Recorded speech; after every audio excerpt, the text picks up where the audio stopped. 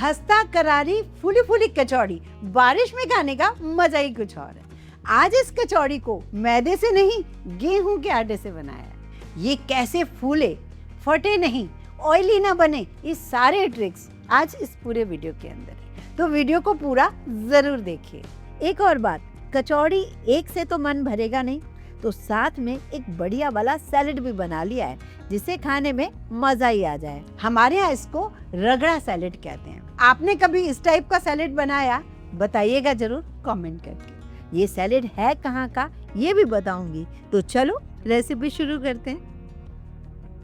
आज छुट्टी का दिन था, फिर मैंने सोचा सब लोग ज्यादा कचौड़ियाँ खाएं, इससे तो थोड़ा हेल्दी सैलेड भी होना चाहिए। और मेरे घर में ये सैलेड बहुत पसंद किया जाता है, तो मैंने रात को ही भिगो कर रख दिए थे छोले आधी कटोरी काले चने, और इनको मैं उबालने चल रही हूँ। अब ज़्यादा टाइम ना खराब हो तो मैंने एक छोटा सा तरीका ढूंढा है जिससे कचौड़ी भी बन जाए, सैलेड भी बन जाए। प्रेशर कुकर में छोले डाले, पानी डाला, नमक डाला। पर टाइम कैसे बचा रही हूँ, गैस कैसे बचा रही हूँ, आपकी मेहनत कैसे बचा रही हूँ, उसके लिए मैंने क्या किया, एक कटोरी में काले चने डाले, उसमें बहुत ज़्यादा पानी नहीं डाला, बस नमक डाला। साइडों से आलू रख दिए क्योंकि कचौड़ी के लिए आलू की फिलिंग बनानी है, तो मैंने ये सारा ही एक साथ रख कर नमक डालकर पानी डालकर इसे विसिल लगाना शुरू किया।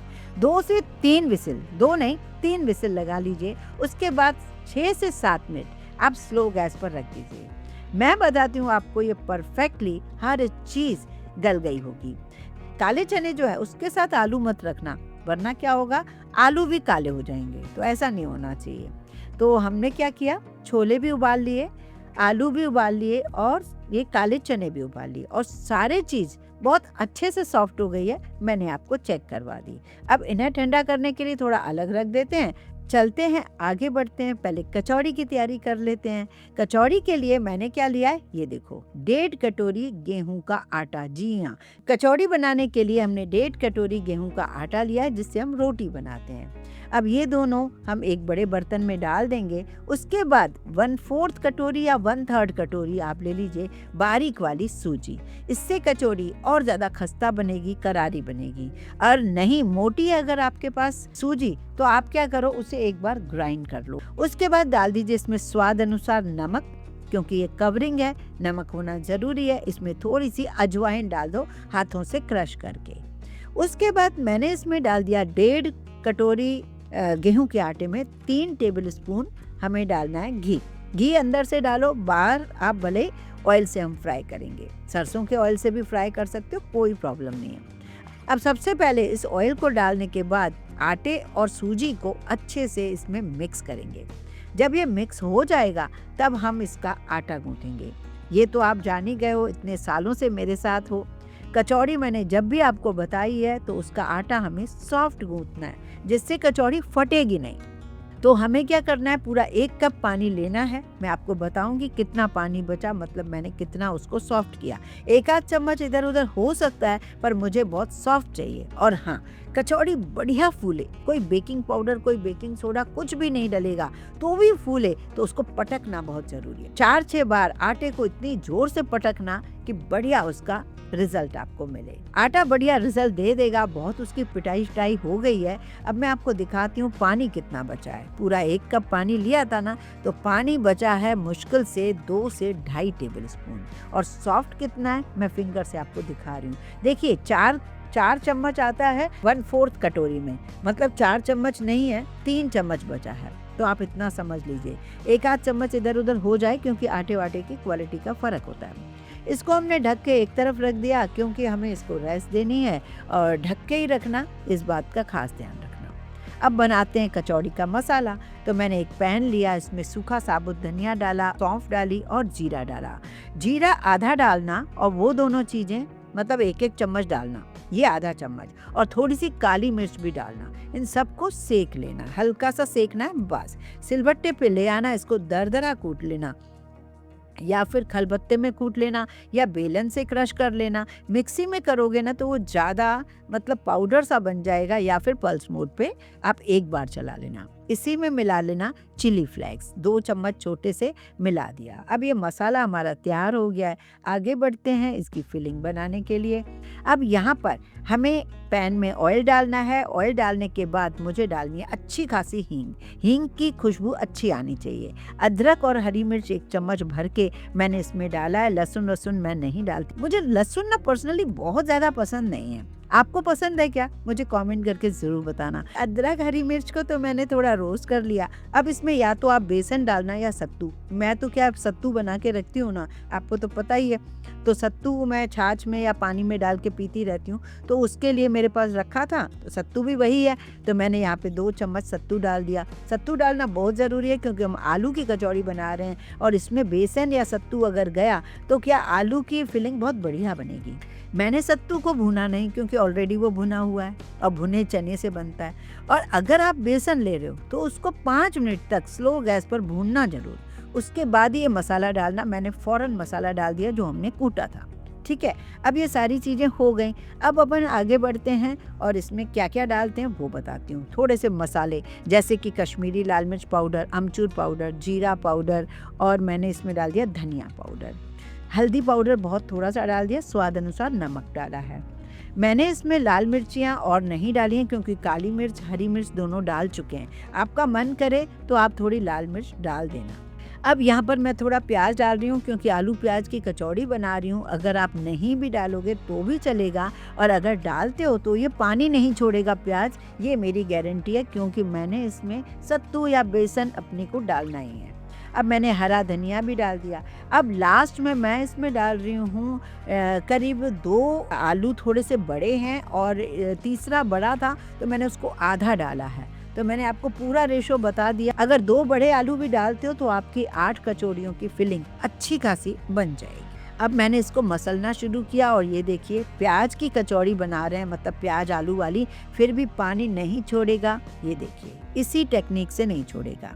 ये देखा कितना बढ़िया डोह बन गया। अब इसमें बहुत थोड़ी सी चीनी जरूर डालना, इसमें स्वाद ना बहुत बढ़िया आता है। वैसे तो मार्केट वाले साइट्रिक डालते हैं और फिर चीनी भी डालते हैं। मैंने साइट्रिक ना डाल के घर का पिसा अमचूर डाला, वो अच्छा खटाई दे देगा। और उसके बाद मैंने इसमें थोड़ी चीनी डाल दी तो वही टेस्ट आपको आएगा।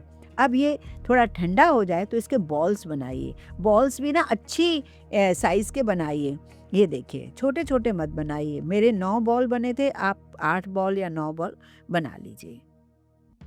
अब लोई बनाने के बाद मेन चीज़ आ जाती है यहाँ पर, जहाँ आप स्किप कई बार कर देते हो कि कौन सी बड़ी बात है, कचौड़ी तो बनानी है। नहीं, कचौड़ी के लिए एक तो आटा बिल्कुल सॉफ्ट होना चाहिए, ये आपने देख ही लिया। उसके बाद जब आप उस लोई को नीचे रख रहे हो तो आप थोड़ा ऐसा लो कि बिल्कुल हाथों से ही फैला लो, और उसके बाद बीच उसका थोड़ा मोटा हो, साइड उसके पतले हो, और साइडों पे थोड़ा पानी लगाते हुए इस फिंगर से उसकी लोई को दबाते हुए, मतलब मसाले वाली लोई को दबाते हुए, वो इस तरीके से आपको पैक करना है।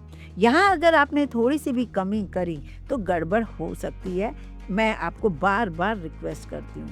अब आपको हथेली पर उल्टा करके इसको यहीं पे ही बेल कर बड़ा कर देना है।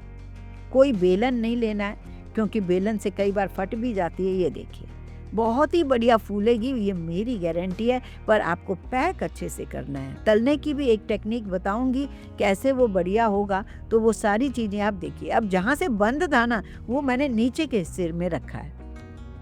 मैं जब कचौड़ी बनाकर रख रही हूँ, बंद वाला हिस्सा नीचे रख रही हूँ, जिससे कचौड़ी में ऊपर से थोड़ी हवा लग जाएगी लेकिन नीचे का हिस्सा थोड़ा सॉफ्ट सा बना रहेगा। इससे हमारी कचौड़ी फटेगी नहीं।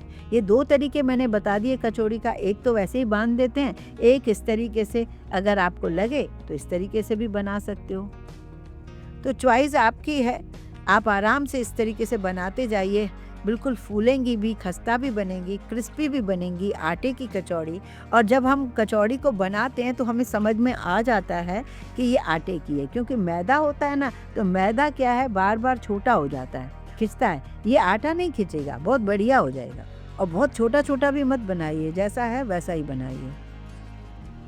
सारी कचौड़ियाँ तैयार करके इसी तरीके से रखते जाइए।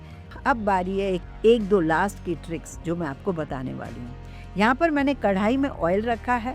जब भी हम मैदे की कचौड़ी बनाते हैं तो बार बार मैं रिक्वेस्ट आपसे यही करती हूँ कि बहुत ज़्यादा स्लो पे करिए। ठीक है, ये बिल्कुल ठीक है, स्लो जैसे हम मैदे की करते हैं। पर मैं आपको बता दूं, ऑयल बहुत गर्म नहीं है, लेकिन फ्लेम मैंने बहुत स्लो नहीं की है, क्योंकि अब फ्लेम मुझे थोड़ी बढ़ानी होगी। अगर मैदे की होती है तो हमें फ्लेम भी बिल्कुल स्लो रखनी है, लेकिन आटे के में आपको ये बात का ध्यान रखना है कि आपको कचौड़ी के लिए बहुत ज़्यादा तेज़ ऑयल नहीं चाहिए, वरना वो फुटक फुटक फुटक फुटक गुब्बारे से बन जाते हैं, वो नहीं चाहिए। टेक्सचर अच्छा आना चाहिए। तो आपको क्या करना है, फ्लेम थोड़ी सी मीडियम रखनी है और तब तक नहीं पलटना है, चेक करते रहना है। नीचे सिकना बहुत ज़रूरी है, और जहाँ से हमने जोड़ वाला पार्ट था वो आपको नीचे ही रखना है। जब तक सिके नहीं, कचौड़ी को पलट के मत देखना। एक आध बार मैंने आपको पलट के दिखाया हल्का सा कि वो सिकी प्रॉपर नहीं है। जब तक सिके नहीं ना, आप पलटना नहीं। जब आपको लगे कि नहीं सिक गई है, ऊपर आ चुकी है, फूल रही है, जल्दबाजी करोगे ना, फूली हुई कचौड़ी भी ऑयल पी जाती है, वो फट जाएगी, फिर दिक्कत आएगी। तो नीचे वाला जो हमने जोड़ वाला हिस्सा था, उसको पूरा जब आपने पका लिया, उसके बाद ही आप पलटना। ये छोटी छोटी ट्रिक्स जो है ना, हमें जब बनाते रहते हैं पता चल जाता है, तो हम चाहते हैं आपके साथ कोई प्रॉब्लम ना खड़ी हो, बहुत ही बढ़िया बने। तो ये देखिए, टाइम तो लगेगा ऐसे बनने में, क्योंकि बड़ी बड़ी कचौड़ियाँ हैं, लेकिन आप ना इसको ऑयल के लिए, तेल के लिए, कढ़ाई के लिए, जो भी मैंने आपको तरीके बताए वो सारे फॉलो करना। आप देखिए, बिना किसी टेंशन के इतनी फूली फूली कचौड़ी जब बन जाएगी, तो हम क्यों बनाएंगे मैदे की कचौड़ी भाई। चलो फिर बना ली मैंने, आप कब बना रहे हो मुझे जल्दी से बताना। और हाँ, जाना नहीं, अभी तो कचौड़ी के साथ चटनियाँ तो हम बना कर ही रखते हैं। हरी चटनी, मीठी चटनी और फेंटी हुई दही, ये तो हमारे यहाँ फिक्स है ही। मिर्ची भी थोड़ी तल दी है। एक और बात, जो सैलेड बनाया, पता है क्या, सैलेड खाने से फ़ायदा क्या है, साथ में आप थोड़ा सैलेड खा लोगे तो कचौड़ी एक की खा लोगे ना, आपका पेट भर जाएगा। अगर आप सैलेड नहीं बना रहे हो तो एक दो से तो आपका काम होगा नहीं, फिर अच्छे से खानी पड़ेगी। ज़्यादा नहीं खाओ, इसीलिए मैंने ये ट्रिक अपनाई है। अब यहाँ सैलेड की बारी जो आती है वो मैं आपको बताती हूँ। कचौड़ी फूली हुई, जो मिर्च रखा हुआ है ना, किस किस के मुंह में पानी आया ऐसे देखकर, मुझे बताना ज़रूर। मुझे बहुत मोटिवेशन मिलता है आपके कमेंट के थ्रू। जब आपके कमेंट पढ़ती हूँ तो पता है मुझे तसल्ली हो जाती है। ये कॉन्फिडेंस मेरे अंदर तो है। अगर आप बिगनर्स हैं, आपका भी कोई चैनल है, तो आप भी ये कॉन्फिडेंस मन में रखो, क्योंकि आपका कॉन्फिडेंस आप ही को बहुत ज़्यादा फल देने वाला है। चलो आगे बढ़ते हैं। ये सैलेड कहाँ का है? ये सैलेड हमारे यहाँ का एक क्लब का सैलेड है। लोग आते हैं और मतलब दीवानों की तरह इस सैलेड को खाते हैं। इसे पता है नाम क्या कहते हैं? इसको कहते हैं रगड़ा। जी हाँ, जबकि रगड़े का इसमें कुछ भी नहीं है, पर इसका नाम रखा गया है रगड़ा, बॉइल्ड रगड़ा। तो बॉइल्ड रगड़े के लिए आपने सारी चीज़ें बॉईल कर ली। मटर भी मेरे पास स्टोर वाले थे, वो भी मैंने बॉईल कर लिए हैं। कॉर्न इस समय सीजन के आ रहे हैं, वो भी मैंने बॉईल कर लिए हैं। 4 चीज़ें ऑलरेडी बॉयल हैं। बस मूंगफली को ये लोग क्रिस्प करके देते हैं, तो बटर में या घी में मूंगफली को अच्छे से चटका के क्रिस्प कर लीजिए। अब जब छिलके वाले मूंगफली को जब हम चटका लेते हैं तो इनका ना थोड़ा कलर काला काला आ जाता है, बटर भी काफ़ी लग जाता है। तो मैंने एक पेपर नैपकिन पर डाल दिया इसका बटर भी हटाने के लिए और ये काला कालापन हटाने के लिए। अब एक बड़ा सा बोल लिया जिसमें मैंने काले चने, छोले और मटर और कॉर्न डालें। आपने बहुत सारे सैलेड खाए होंगे, पर मटर कॉर्न का इसमें कॉम्बिनेशन आपको बड़ा अजीब लगा होगा, पर हम यहाँ खाते हैं। और इसमें ना आप नींबू डालिए, चाट मसाला डालिए, नींबू खूब सारा डालिए, हरी मिर्च कटी हुई डालिए, हरा धनिया डाल दीजिए। टमाटर के जो ऊपर वाली स्किन होती है उसके भी पीसेस मैंने डाले हैं, वो लोग तो ये भी नहीं डालते, तो उसके साथ दे देते हैं वो लोग प्याज कटा हुआ बारीक और हरी मिर्च, हरा धनिया दे देते हैं। पर मैंने आज थोड़ा चेंज करके इस तरीके से डाल दिया। और उसके बाद ना आप एक दोने में इसको रखिए और एक दोने में कचौड़ी रखिए, तो यकीनन आपको कचौड़ी भी खाने का मन करेगा, सैलेड भी खाने का मन करेगा। तो इस तरीके से एक छोटी सी चालाकी से, जो लोग ज़्यादा कचौड़ी खाते हैं ना, उनके लिए बेस्ट है। एक कटोरी वो खा लो, एक कचौड़ी खा लो, तो मज़ा आ जाएगा। आज का वीडियो कैसा लगा बताइएगा ज़रूर।